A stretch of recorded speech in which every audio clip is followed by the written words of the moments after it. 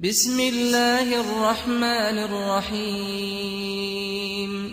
658. Ve an Aiz ibn Amr radıyallahu anh.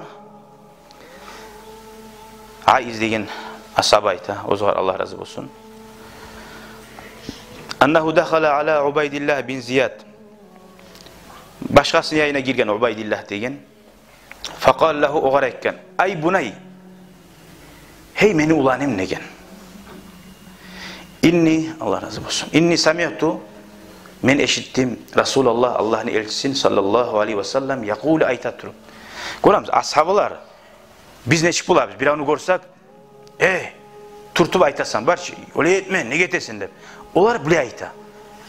Men peygamberini eşittim. Peygamber şöyle ayta edip haber kayda ayta.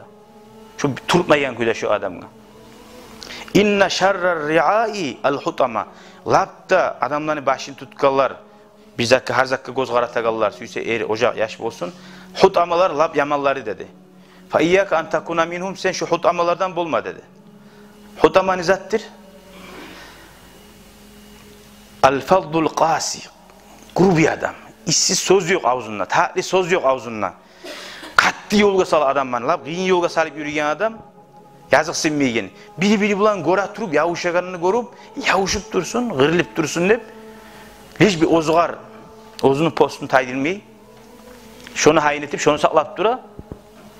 Neçe getir, razdilaya vlastuyu dep bula, cuhutlani politikası.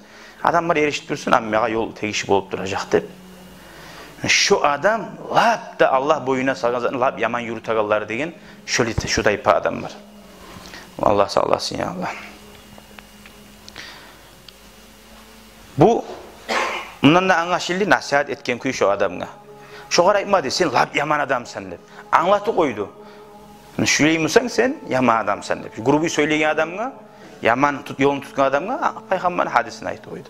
Oğur göre hala ahirinci hadis. Elhamdülillahi Rabbil alemin.